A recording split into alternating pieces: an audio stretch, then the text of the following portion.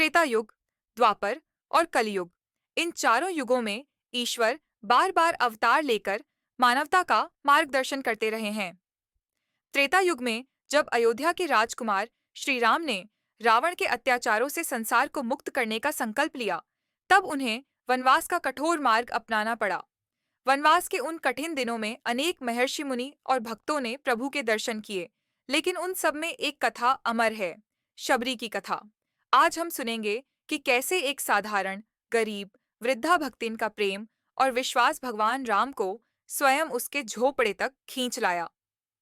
शबरी का परिचय। वन के बीचों बीच एक छोटी सी झोपड़ी थी।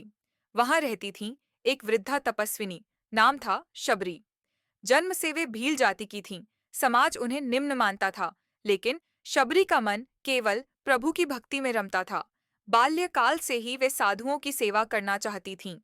कहते हैं, जब शबरी का विवाह तय हुआ तो गांव में भव्य भोज की तैयारी हुई।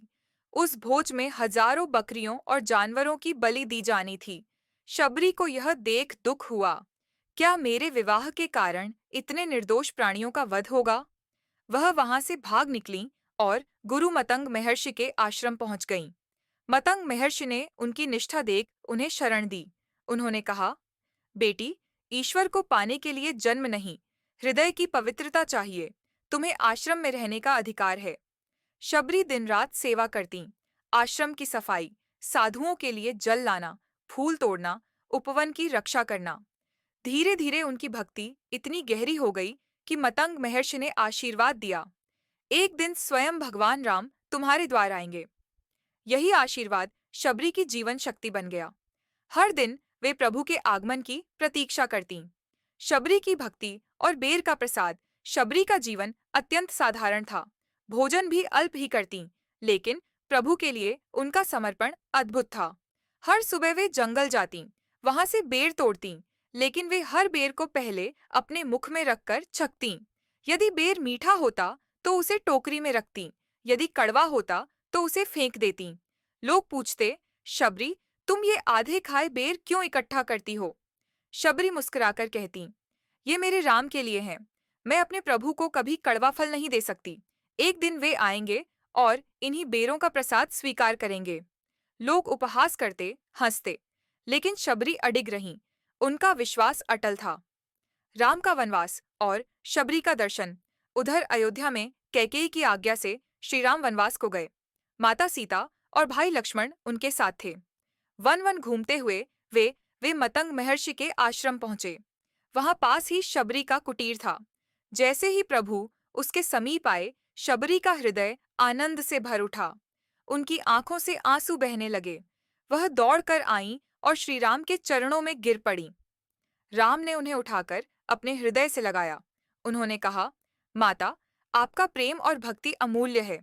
हम आपके तप और सेवा से आकर्षित होकर ही यहाँ आए हैं। बेर का प्रसाद। अब शबरी कांपते हाथों से अपनी टोकरी लाई। उसमें वही बेर थे जिन्हें वे वर्षों से प्रभु के लिए संजोकर रखती थीं। एक एक बेर उठातीं, पहले चखतीं और फिर अपने राम को देतीं। लक्ष्मण यह देख चकित हुए। उन्होंने मन में सोचा, यह तो आधे खाए बेर हैं, इन्हें कैसे ग्रहण किया जा सकता है? लेकिन श्रीराम हर बेर को बड़े प्रेम से खाते गए। वे मुस्कुराते और कहते, माता, ये बेर नहीं, तुम्हारे हृदय का प्रेम है। संसार का कोई भोजन इनसे स्वादिष्ट नहीं हो सकता। उस क्षण शबरी का जीवन धन्य हो गया। उनका तप, उनकी प्रतीक्षा, उनकी भक्ति, सब सार्थक हो गया। प्रभु, कृपा कर बताइए, भक्ति का सच्चा मार्ग क्या है? तब श्री राम ने नवधा भक्ति, भक्ति के 9 स्वरूप बताए। साधु संगति, संतों का संग करना, राम कथा श्रवण, प्रभु की कथाएं सुनना, राम नाम जप, प्रभु का नाम स्मरण करना, गुरु सेवा, गुरु की आज्ञा का पालन करना, शास्त्र श्रद्धा, धर्म ग्रंथों में आस्था रखना, संतोष, जो मिले उसमें संतोष पूर्वक रहना, सरलता, मन वचन और कर्म से सरल होना, समदृष्टि, सब जीवों में प्रभु को देखना, पूर्ण समर्पण, सर्वस्व प्रभु को अर्पण करना। राम बोले, माता, जो कोई इन 9 रूपों में से एक भी भक्ति करता है, वही मुझे प्रिय है। भक्ति में जाति पाति, ऊंच नीच, धन दौलत कुछ भी नहीं है, केवल हृदय की पवित्रता चाहिए। कथा का निष्कर्ष। राम ने शबरी को आशीर्वाद दिया और आगे अपने वनवास के मार्ग पर बढ़े। लेकिन शबरी की कथा अमर हो गई। यह कथा हमें सिखाती है, ईश्वर को बड़े बड़े भोग, महलों और धन से प्रसन्न नहीं किया जा सकता। प्रभु को केवल सच्चे मन का प्रेम और निर्मल भक्ति ही प्रिय है।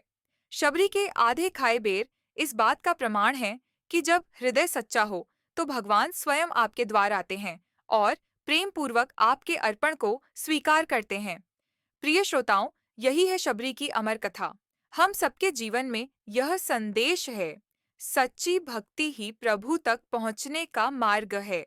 तो आइए हम भी अपने जीवन में राम नाम का स्मरण करें